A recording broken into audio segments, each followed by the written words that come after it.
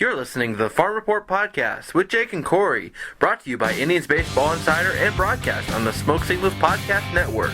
We're talking Tribe. Listen, let's play ball. Shoot me around. Let's play ball, baby. Bang down the stones. Play ball.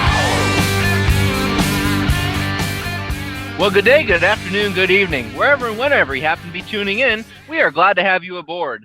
I am Jake Dungan, minor league content coordinator for Indians Baseball Insider, and this is the Farm Report Podcast.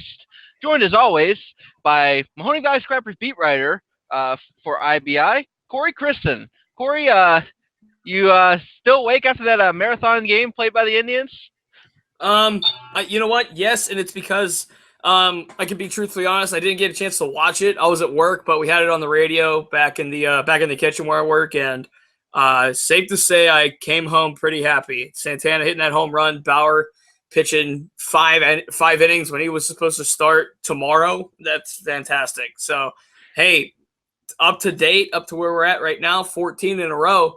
Not much more you could ask for right now. It's you can't really say anything that's negative about it. I'm thrilled right now. Unless you bring up Michael Martinez, but that's a subject for a podcast. I'll be talking about Michael Martinez probably in a weekend update podcast on Tribe Time Now, which I'll be hosting this weekend. Stay tuned for updates on that. But the Indians gutted out a 19-inning victory today and won their 14th straight. Now it'll be interesting to see what they do tomorrow.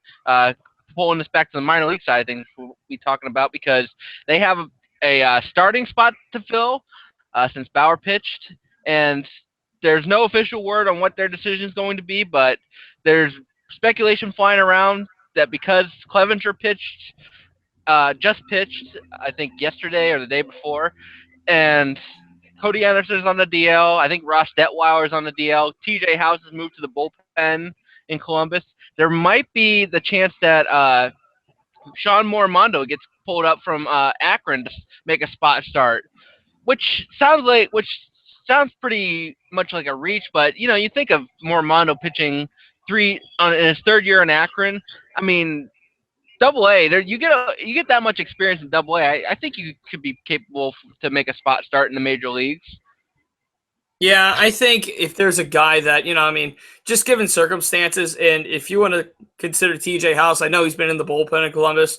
If you want to consider him a possibility, they could look there. But, Morimondo's an all-star in Akron, and we talked to Dave Wallace at our remote site, and Wally had nothing but great things to say about Morimondo and his work ethic and how he goes about himself and just how he deals with pitching the competition. I think Morimondo is as much of a gamer as you'll find in this system. So I certainly see that he could step up and get that spot start and certainly be effective. Now, look on the flip side. In Toronto, they have a lineup where they had two position players pitch in that 19-inning marathon, and some of those guys got to be tired too. So if you bring a fresh arm like a Morimondo up, and he's ready to go, and everything we're hearing about him is true, then I shouldn't see any problem with that being successful at all. Yeah, so the speculation of a possible call-up for Morimondo or somebody else, maybe Adam Plutko gets added to the 40-man roster, you get the call-up, who knows. But as far as promotions that have actually happened, we have quite a few to talk about as far as news goes since we talked to you last. First of all, Julian Merriweather started the All-Star game, the California League All-Star game in Carolina, in Lynchburg for the Hill Cats. He was named All-Star, started the All-Star game. He got promoted to Akron this week, made his first start last weekend, which unfortunately did not go as well as many would hope, as he pitched just 4 innings, allowed 9 earned runs, 2 homers, and on 9 hits. Didn't walk a batter, struck out 3. So maybe a little bit of the butterflies going there. But a guy who pitched to the tune of a 1.03 ERA and 11 starts for Lynchburg, you got to think he's going to come around at some point. As a matter of fact, he's pitching in tonight's game for Akron, and I'm pulling up the MILB First Pitch app now to give you an update. I think last time I saw the Seawolves were ahead of Akron 2-1. So while I'm pulling this up, Corey, you just go ahead and give your thoughts on Merriweather getting promoted to Akron, and what do you think his potential is for the rest of the season? You know what? And I talked to you earlier in the week about this, and this roster that Lynchburg has, there's so many players on there that you really can't just like key in on one guy. But when you look at, just the roster in general, you got Luis Lugo, who's solid. You got Nick Pasquale, who's solid. Justice Sheffield, David Spear out of the bullpen, Matt Whitehouse out of the bullpen. You got Sean Brady. There's so many arms on this Lynchburg roster, and I know we always talk about the Moramondos and the guys, and then there's some guys in AAA, the Cody Andersons and the Houses and all those guys. But I think there's good arms down here in Lynchburg, and I think Rigo Beltran has done a great job. Lynchburg's pitching coach and Mike Wadzinski, their manager. I think that those guys have really done a good job with this staff, and there's a lot of talent at this level in Lynchburg. And Julian Merriweather, you mentioned, only 2 losses all season down in Lynchburg. He's just been solid, 8-2, 1.03 ERA. What more can you ask from him? Now, his walk number isn't that high, but his strikeouts are there too. He throws about 4 strikeouts per walk, so you might want to see that come up a bit. But certainly, what he's done this season, he's been very effective, and I think that this is a guy. He's 24 years old. This is a guy who he deserved the promotion to Akron, certainly. But now, where does he go, and how does he take it to that next level? Obviously, the first start was a little rocky. Tonight, we'll see what happens, but certainly a guy who deserved that promotion. And for a guy, he's 6'4", so he throws a little bit downhill, which is what you want to see. You want to see a bigger guy like that have the ability to throw downhill and the ability to locate his fastball. So he's done that this season in Lynchburg. He just has to translate it up to Akron. Yeah, so looking at the line for Merriweather, was definitely better than his first start. 5 innings, gave up 2 runs on 4 hits. Problem is he walked 6, and while striking out 3. So command wasn't quite there tonight, but he still managed to gut his way through 5 innings, giving up only the 2 runs. So based on like what you just said, the walk numbers have been down this year in Lynchburg. So I wouldn't expect that this kind of command lapse to continue. I think it's just more of the same. Maybe the nerves are kind of coming into play there. And then, of course, there's also the adjustment process because, going from high A to double A, that's a bigger jump than a lot of people realize. And the competition obviously increases, and Merriweather might have to make an adjustment right out of the gate. So for him to limit the damage tonight despite walking that many batters and to be able to pitch a decent outing, 5 innings, that's a nice step in the right direction. It certainly is, and it's just like I said, it's just a matter of can he translate that success and what he's done, and we know what he brings to the table. He's got the body build for that starting arm. He's got the ability to locate that fastball, which is what he thrives on. It's just a matter of translating it up to Akron. Yep. All right. So some other promotions to get to. Another guy going to Akron is a guy we've talked about on multiple occasions on this podcast, and a guy who's kind of flown under the radar. Daniel Salters, catcher, being promoted to Akron. Now, Akron's catching. They have Jeremy Lucas, who is having a good year offensively. Not the best defensive catcher. He's okay, but then you got Eric Haas, who has just been abysmal offensively this year. And he does have some pop, and he has a couple home runs, but overall, he just has not looked good at the plate at all. Salters, as we know, has had a very solid year in Lynchburg, gets promoted to Akron. And looking at the Akron lineup now, he's batting .333 so far. And he is hitless right now so far in this game. But Salters, Corey? Is that a deserved promotion to Akron, or do you think that was a little premature, even though he's having a good year? Well, I mean, you have to look at it this way. The way Francisco Mejia played in Lake County this season, he earned himself a promotion up to Lynchburg. So I don't want to say there was a logjam and it was almost forced that Salters went up to Akron as early as he did in his career. But and I want to go back to last year when he spent the whole year in Mahoning Valley, and he was a 13th round pick. And yes, he has flown under the radar his whole career. And I think it's a shame because last year in Mahoning Valley, he started off on the bench. And when it was Lee Ju Chen who got hurt, and Salter stepped right in, and he became an all-star at that level. And he hit 288 last season, and this season in Lynchburg he hit 281. And you mentioned in Akron that 333 so far. It's only a small sample size, but he's put work in. And even in the New York Penn League last year at Mahoning Valley, he really gained a reputation of being that defensive style catcher. He had a snap throw, and I don't know if you saw him in Akron yet, but he does this snap throw a la Jan Gomes over to first, and it's something that batters got to watch for, and it's something he's added to his arsenal. And another thing, he hits lefty. He's a left-handed bat, which is kind of rare for a catcher just to be a sole left-handed hitter.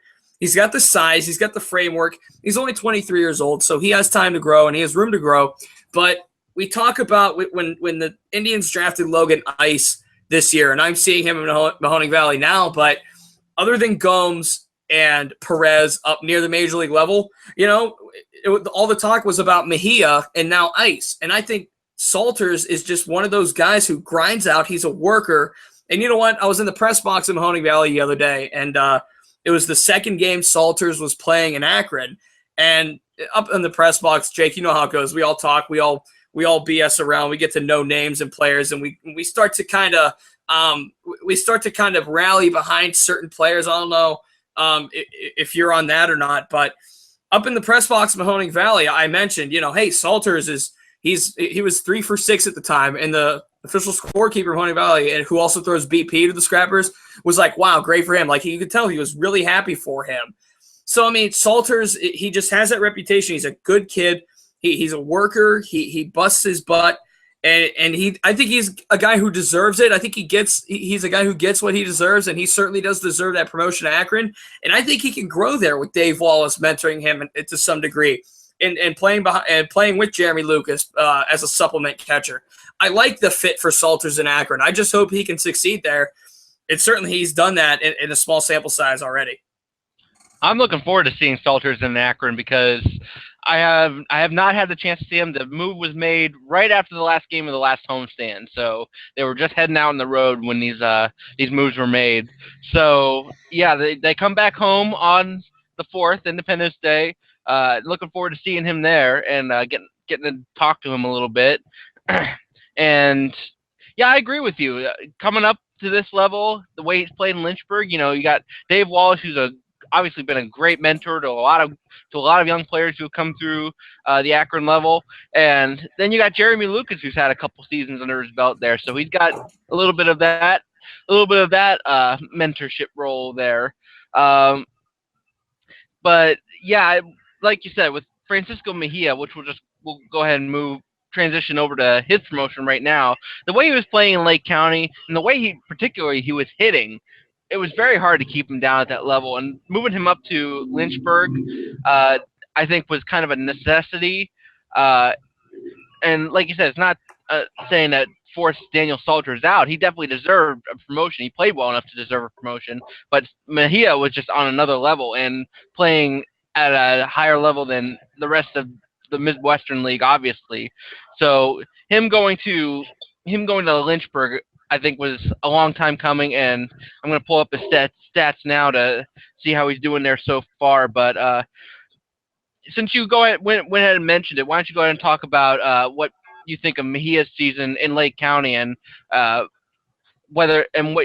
you think he is able to transition to Lynchburg? I mean, the one thing that jumps out to me about Mejia is he strikes out a lot. Now he's 20 years old. He's very young. He still has a lot of room to grow. Um, but he is a bit aggressive at the plate. But at the same time, in Lake County this season, he's batting 347. He's got a 384 on base. He's got a 915 OPS. I mean, you don't see these kind of things from a 20-year-old kid. 7 home runs, 51 RBIs, and these are just all in Lake County. I mean, I think what Mejia has done since he's been in the system has been nothing but encouraging because, again, we talk about, and I know Salters, I think we put Salters in the conversation on air here on this podcast in numerous shows, and we can't stress it enough. But beyond Yan Gomes and Roberto Perez, it's really reliant on Mejia to be that next crop of just catching talent. And every team needs a guy like this, a guy who at best comes up in the next, 2 or 3 years, who's ready to go once a Yan Gomes gets in his veteran years and once he starts to slow down. You need a guy like this. He's very young. He has a lot of room to grow still, and he's torn it up down in Lake County. Now in Lynchburg, 333 average. He's only played a few games. So, I mean, he's kind of picking up where he left off. It's just – and the adjustment from A to high A isn't anything like it is from high A to double A. So it's not like he's going to have to start, making all these big adjustments and getting uncomfortable. I think if he lets the season ride out in Lynchburg and maybe he starts there next season and maybe we can see him in Akron, it's just a matter of watching him grow like a true prospect. So I like what I'm seeing from him. I just want him to I just want to see him continue and grow. And I think there's no sign of slowing down anytime soon. Well, just to provide an update on the game in Lynchburg right now, they're playing the Mudcats in Carolina. So Mejia right now, 1 for 2. He already has his second double since going to Lynchburg. So I think this is his third game. And so, yeah, now he's batting 364 in that brief time in Lynchburg. So, yeah, he's definitely not slowing down. And I'll tell you another guy who's not slowing down is the other guy who's received a promotion from Lake County to Lynchburg, and much deserved, is Tyler Krieger, who so far tonight is 1 for 1. He has hit his second home run since joining the Lynchburg roster, batting 313. And he's a guy who, in Lake County, he just started hitting as soon as he joined the roster, and he never stopped. Lake County batted 313 in 69 games. I don't think his batting average dipped below 300 for all of the season since like the first couple games when batting averages tend to fluctuate. So Krieger getting promoted to Lynchburg is just as deserved as Mejia, even though Krieger was just starting his Lake County career this season. So he's a guy to me who just knows how to hit. There's no other way to put it. And to see him continue to hit in Lynchburg is definitely encouraging to me and speaks to his hitting talent overall. I mean, he was drafted highly, 4th-round pick. He skipped Mahoning Valley. He skipped the short season low A level, started right in Lake County after being in the Arizona League last year.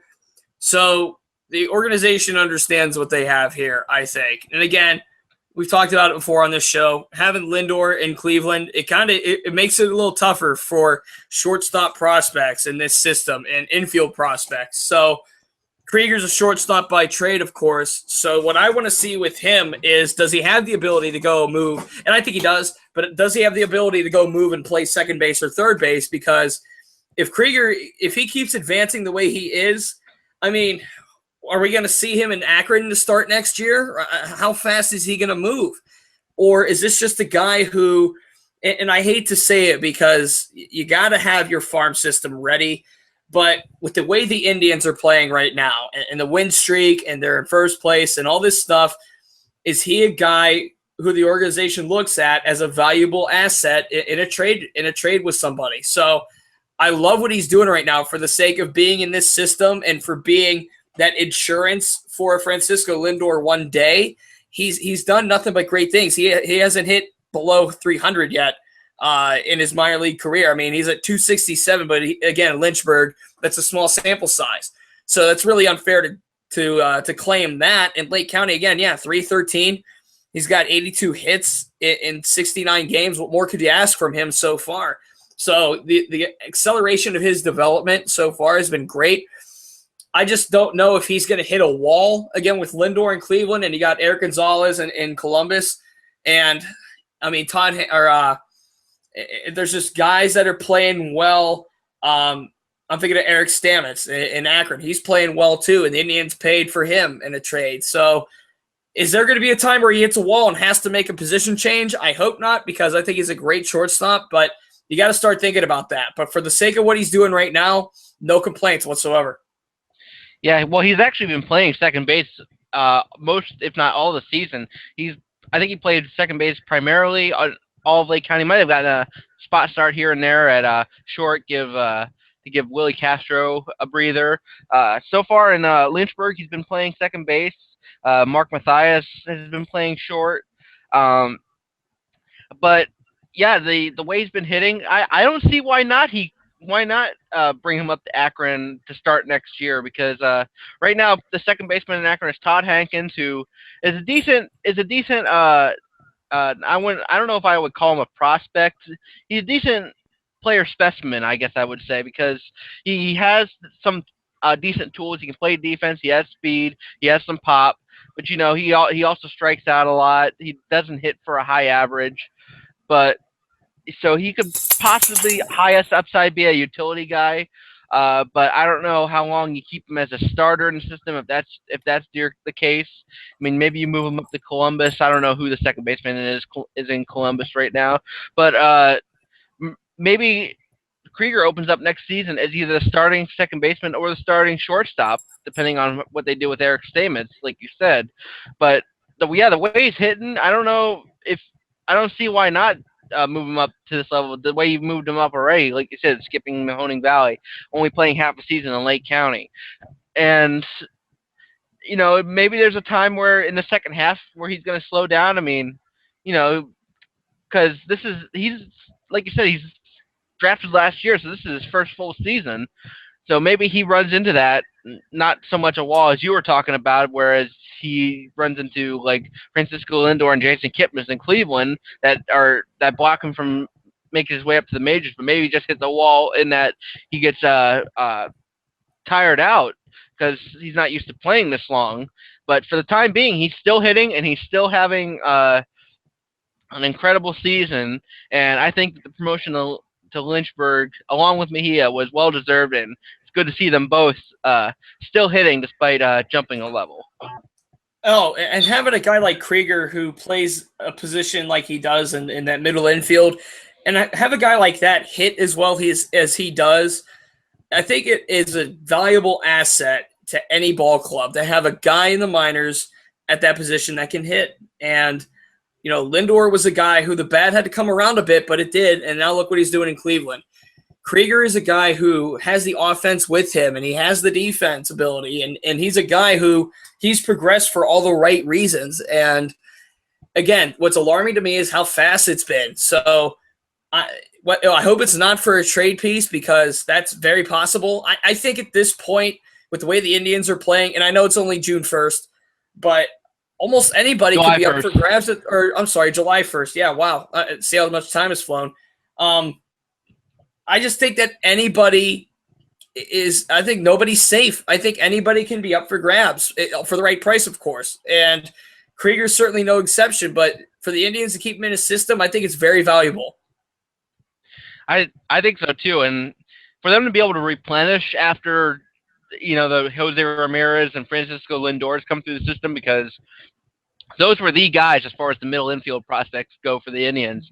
For them to be able to replenish these middle infield prospects with like the Tyler Kriegers, the Willie Castros, the Eric Stametses, the Luke Wakamatsus, those guys, it tells you how the Indians have done so well and been able to replenish their depth and put together their farm system, build up their farm system to the point where it could potentially be ranked as one of the top farm systems in baseball. I don't have the the actual rankings in front of me, but I would say that they're at least above average as far as Major League Farm systems go.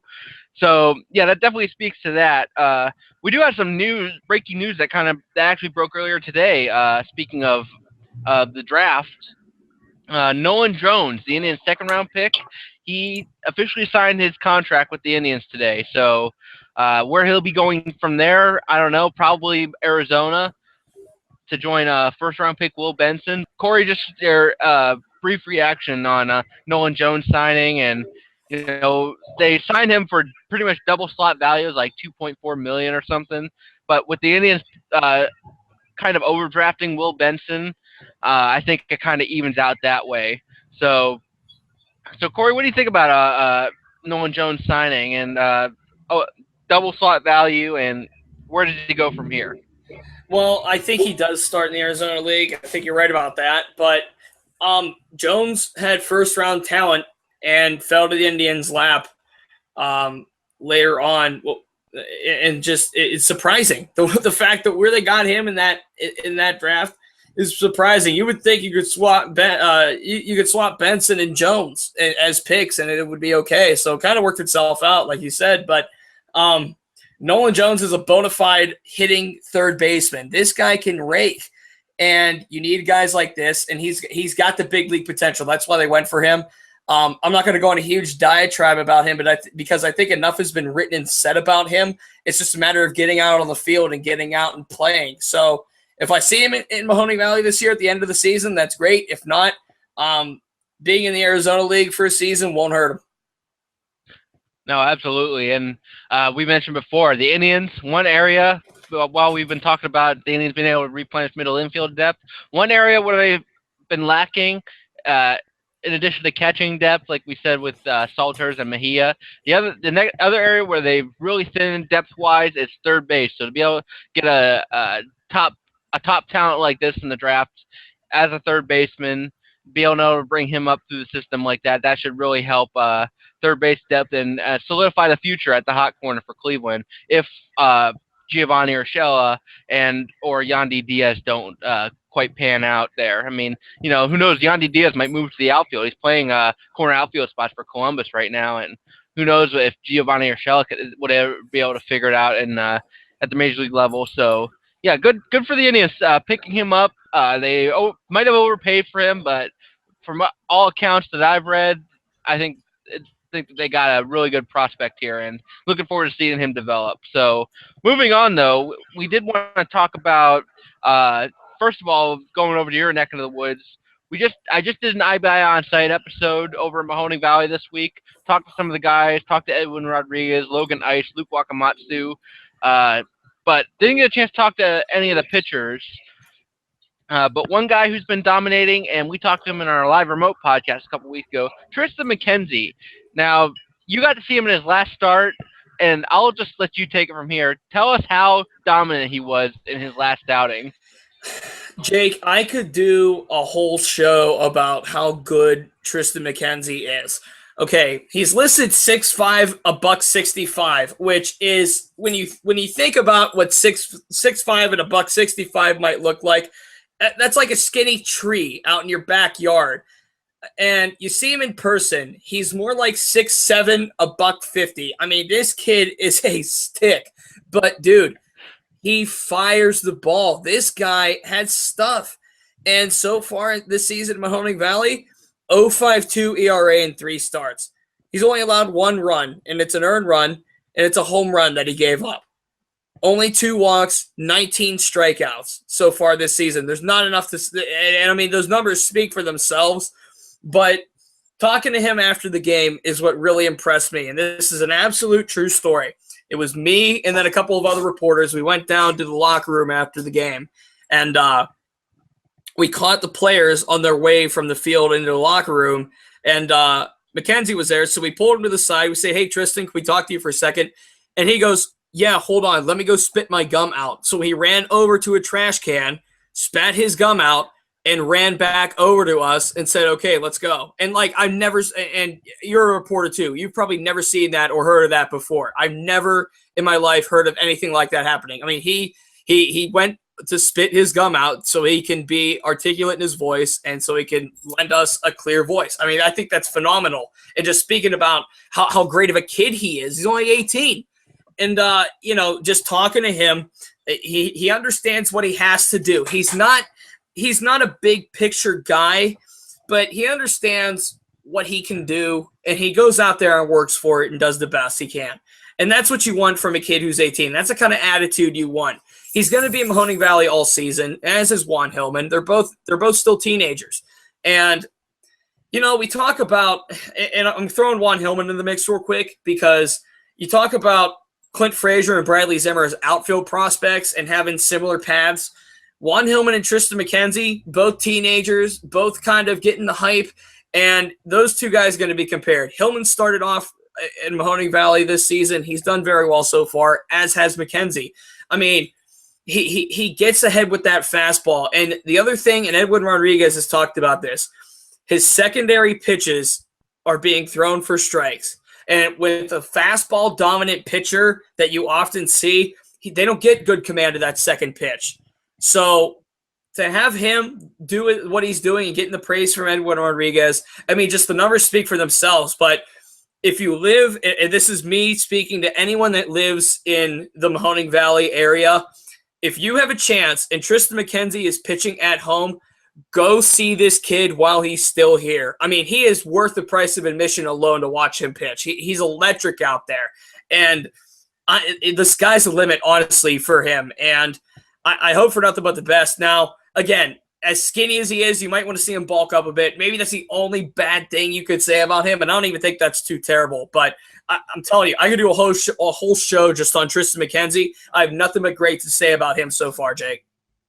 Hey, they said the same thing about Chris Sale, and look where that's taken him. He's probably the leading Cy Young candidate for this year. So, yeah, I can see why there's might be skepticism about his size and whether or not he's going to be able to be durable. But just the numbers he's put up, the stuff he possesses, and the command he has.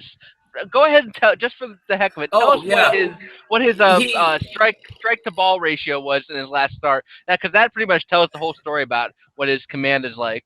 Yeah, this was his third start against Auburn. This was on Tuesday of this week. 6 innings, 1 run on 2 hits, and those 2 hits were a solo home run and a double. No walks, 8 Ks. He threw 64 pitches, and 50 of those were for strikes. That's absolutely absurd. It's unreal. That's absolutely unreal. That is unbelievable for any level. I mean, you expect that kind of thing from like a Josh Tomlin type pitcher who, he doesn't throw too hard, so he has to live around the strike zone and be able to get batters out. But for a guy who like McKenzie, who throws pretty hard, I know there's no radar gun in Mahoning Valley, but would you say like a low to mid 90s kind of, maybe upper 90s? I'd say mid to upper. I'd be safe with saying mid to upper. And you could tell that just by watching the hitters and their reaction. Those hitters for Auburn on Tuesday were just late to everything. They're swinging behind. They're fouling balls off to, right-handers going to first base and lefties going to third base. They're late on everything. They can't catch up to him. And does that say his stuff is ahead of where he should be? It might. I mean, it's only a small sample, 3 starts, but I mean, certainly, again, 64 pitches, 50 strikes. That's all you need to know. That's unbelievable for a guy who can throw that hard and maintain that kind of command and control. That is just so impressive for a guy who's just starting his professional career and is still a teenager. Yeah, he's 18. He's 18. That's unbelievable. I got to get over to Mahoning Valley. I'm going to make sure my next trip to Mahoning Valley is on the night when Triston McKenzie starts because I got to see him pitch. I'll say it again. If you live in the Niles area or you live in Northeast Ohio at all, period, in Mahoning Valley. I mean, they're having their team struggles this year, but there's players coming around. When Triston McKenzie's on the mound, you better be there to see him. See him while he's still here because he's phenomenal. I can't wait. And but another guy who's having an impressive season who, I mean, people are starting to talk about him now. People are starting to get to know his name. You talk about Lynchburg and the guys who are having just great seasons that are flying under the radar. How about Greg Allen? And I've been a Greg Allen fan for a few years now, since he was back in Lake County, just looking at his numbers and what he's been able to do. And we were talking before the show. You were the self-proclaimed driver of the Greg Allen bandwagon. I am the So, self-proclaimed. I am the conductor of the Greg Allen train as of actually pretty much this season. I mean, just what he's done this season is phenomenal. 435 on base, 303 average. He's got in the defense. You hear nothing but great about his defense. If you read anything on Greg Allen, you hear nothing but great about his defense. This is your prototypical leadoff hitting potential center fielder, potential, guy for the Indians one day. I can't stress enough how we should start looking at Greg Allen as a legitimate future leadoff center fielder for the Indians one day. I mean, just what he's doing alone this season should tell you. And his strikeout numbers aren't too high, and his walk numbers are right there. And he has 36 steals in 72 games. So about a steal every 2 games. I'm cool with that. But he doesn't let the strikeouts get ahead of him. In his minor league career, Jake, he's walked 130 times and he struck out 127 times entering today. That's unheard of to have that walk to strikeout ratio. I love what I'm seeing from him. And I think we need to start talking about him as a legitimate major league caliber player one day. I think he has what it takes. he's the anti-Michael Bourne, is what you're saying. Well, yeah. I mean, when Michael Bourne was young, I'm sure, and I don't know exactly the comparison, but I'm sure he was doing similar stuff. And when Michael Bourne was in Atlanta, in Houston, he was an all-star. So why not Greg Allen? And what he's doing in the minors, he has that 435 on base this season, which is so good. I mean, I think the major league leader has about a 410 or 420 on base. So, I mean, it's a rough comp, but it's there. He's putting the numbers up. He's putting the stuff up. We want to talk about him going to Akron. I think he's as deserving of a promotion to Akron as anybody else. The only problem with him going to Akron right now is in the form of Bradley Zimmer. And I think that if Bradley Zimmer hadn't struggled so much in the first couple months of the season like he had, he would probably be in Columbus right now playing center field, and Allen would be in Akron by now. Now, Zimmer, is starting to come around. He's starting to play better. He was named an all-star for Akron because, despite all his struggles, he still has an OPS over 800. He has double-digit home runs. He has a lot of stolen bases. So he has played well, even though a lot of the numbers don't bode well with it. And he did have his struggles, no bones about it. But he is starting to play better. He is starting to draw more walks. He is starting to do better. So maybe there is a chance we still see Greg Allen maybe after the All-Star break if Zimmer, in the off chance, goes to Columbus. I don't know if that's anytime soon or what, but you nailed it right on the head. Greg Allen needs to be in Akron. But like I said, the only problem is if he's in Akron, he's going to be getting everyday center field time, which is pretty much Bradley Zimmer's job, even though they've been mixing and matching with him and Frazier and center and in the corner outfield spots. But Zimmer's been getting the bulk of the playing time in Akron, and if Allen comes up, he needs to get that lion's share of the playing time. And I don't know if they would want to do that while Zimmer is still there. So we'll see what happens, but you are so right. Just reading off those numbers, 36 stolen bases. This guy has some wheels. And how many times has he been caught stealing? Because he's not a guy who really runs at will. He'll not like a Billy Hamilton who will steal 50-something bases a year, but it will also be caught like 20 times. Oh, I mean, the percentage, I'm looking it up, caught stealing. This season, 36 steals, caught 5 times. There you go. Last year, between Lynchburg and Lake County, 46 steals, caught 16 times. So the percentage is up, pretty much. The percentage is up, and he has had the power. I mean, he only has 3 home runs this season, which for a leadoff hitter, it's not bad. But 48 walks to 41 strikeouts this season. You like that from a guy who, like I said, I think this is a guy who we can start to look at, and we should be looking at as a potential leadoff center fielder for the Indians one day. It's just, that's the brass tacks. That's just it. Yeah, and this isn't a detriment to Tyler Naquin. I mean, we love Tyler Naquin, and I think there is still a strong chance he could be the Indian future center fielder. Right now, he's obviously hitting well. Defensively, he's got some things to work on, and I'm not sure what, because he's never really struggled this much defensively in the minors. But I think that, yeah, like you said, has to be a strong possibility of looking at Greg Allen as your possible future center fielder. Think of this. How would this look? You would have Clint Frazier in left, Greg Allen in center, Bradley Zimmer in right. Move Brantley to first base, DH.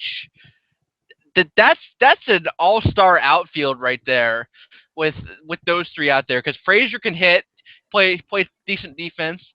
Allen, obviously, we talked about what he can do. Zimmer is actually, and I'll say this, Zimmer plays good defense in center field, but the best he's looked is actually in right field this year, and he's gotten more than a handful of starts there in right field. And if I were to guess, if he doesn't pan out in center field, Zimmer can easily move to right field and be a more than serviceable out there and right. And he obviously has the tools to play in the corners too. He has the power, he has the run producing potential. So you look at that potential Indians outfield, let's say in 2018, that should have a lot of fans excited. It should. I think this is a guy, and I think I've said enough about him. Just what he brings to the table one day as a prospect. It should excite Indians fans alone. The on-base percentage is insane, 435. That's insane. That's right up there with, I believe, if he's not leading the minor leagues in that category, I'll be shocked. I mean, that's so good.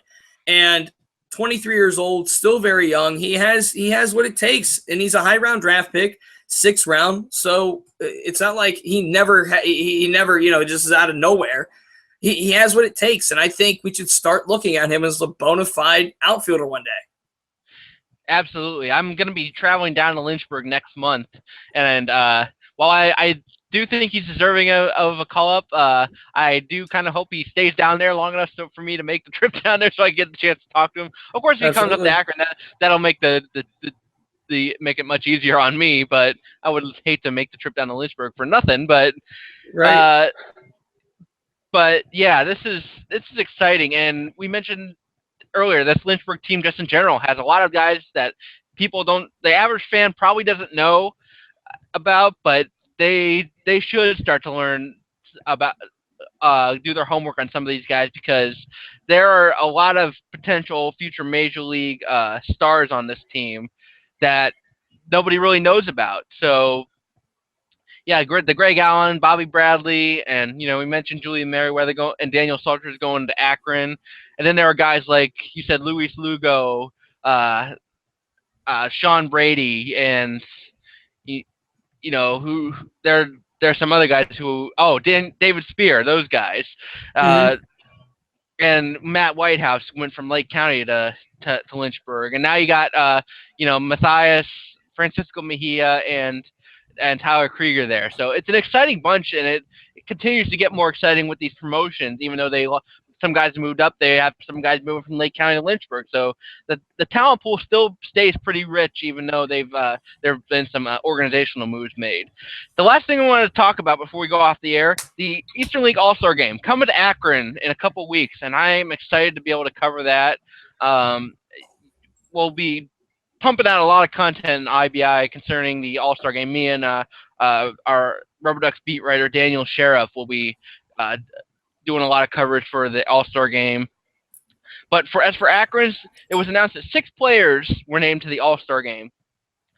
Clint Frazier, that's a given, although he won't be appearing in the All-Star Game because I think he'll be playing in the Futures game because he was named to the Futures team, so he might be on a plane to San Diego by then. Bradley Zimmer, like I said, struggled, but overall has had a pretty solid year. Nelly Rodriguez, unbelievable slugger, will probably play a huge factor in the home run derby.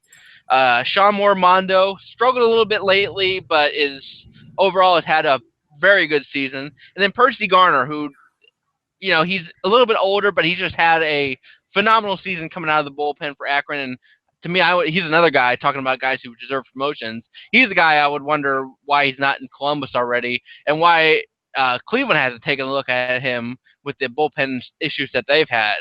So Corey, just to kind of wrap up, quick thoughts on the Akron All-Stars and on if you want to talk about the All-Star game in general coming to Akron.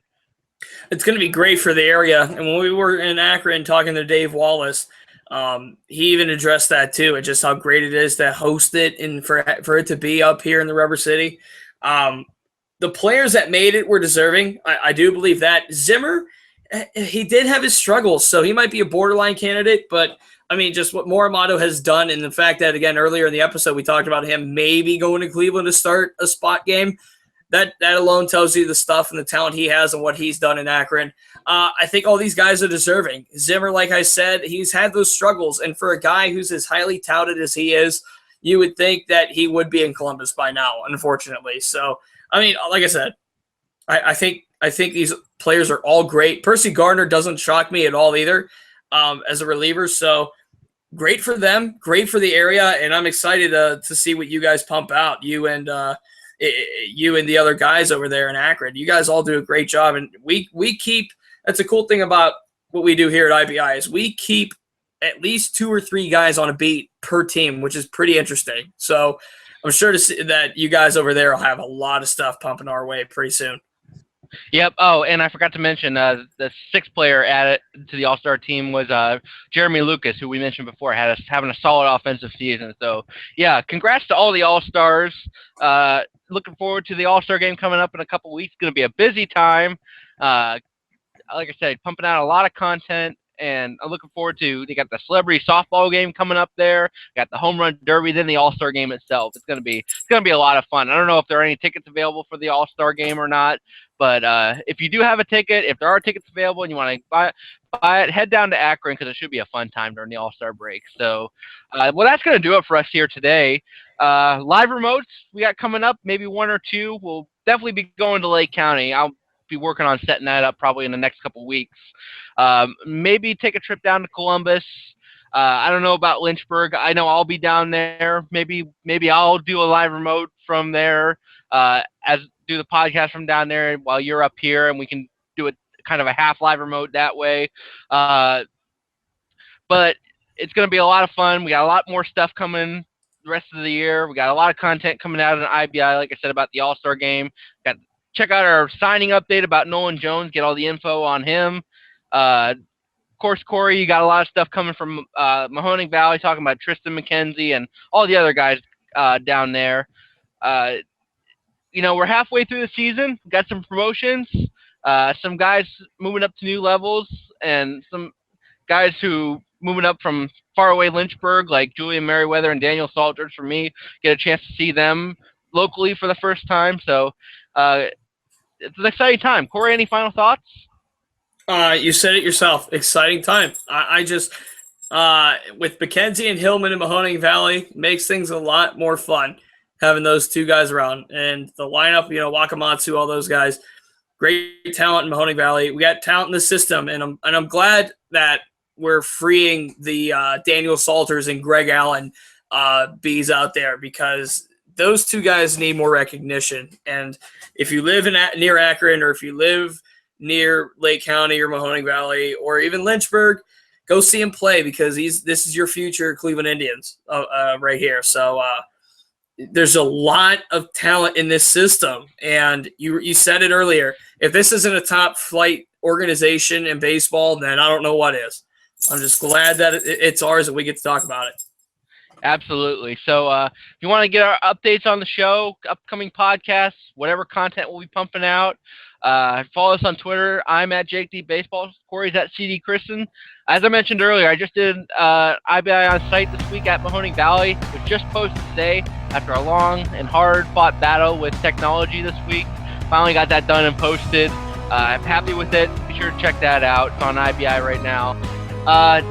That's going to do it for us. So for Corey Triston, I'm Jake Dungan for the Farm Report Podcast, and we say to you, have a good one.